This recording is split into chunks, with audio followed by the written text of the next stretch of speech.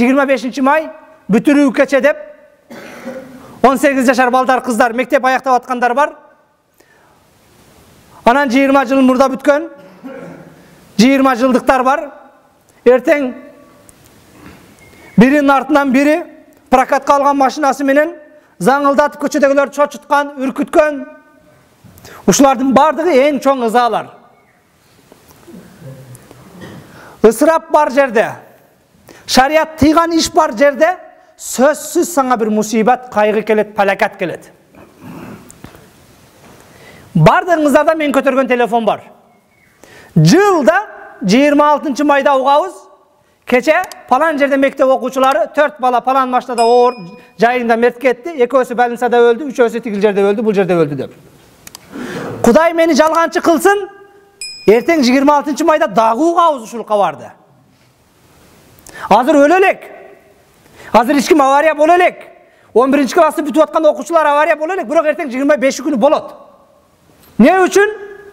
Bir күндүк бүтүрүү кечеге 25 000 сомдон 30 000 сомдон акча чогултуп, бүтүрүү кечеси бал дагы бирдеме деп мугалимдер өздөрү баш болуп акча чогултуп ушундай иш-чаралар уюштуруп атат.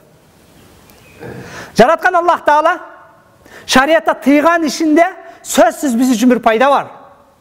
Аллах Таала рухсат берген иште сөзсүз бизге пайда бар, тыюу салган иште сөзсүз бизге бир палакат бар. Арам иштер болуп жаткан жерде жыйынтыгында канчалаган семьялар бузулат.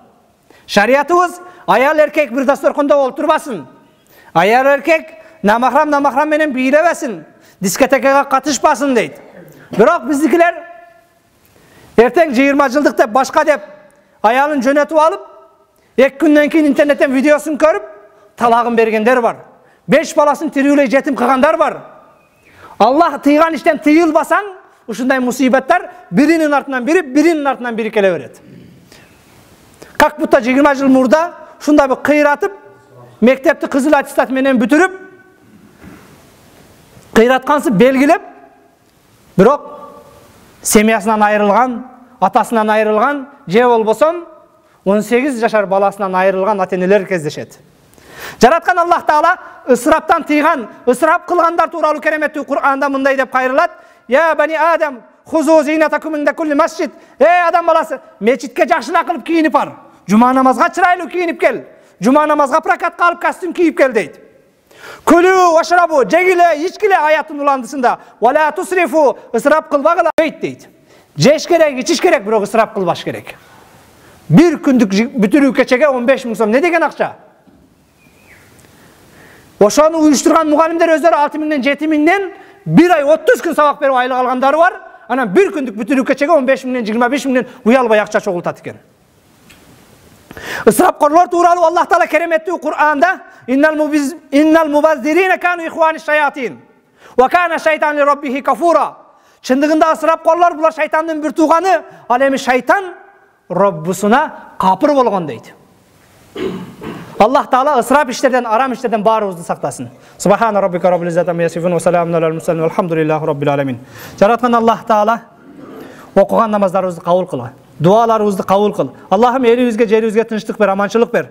Аллахым өзүң шариятта тыйган ысырап, бузуку амалдардан өзүң бизди сактагын.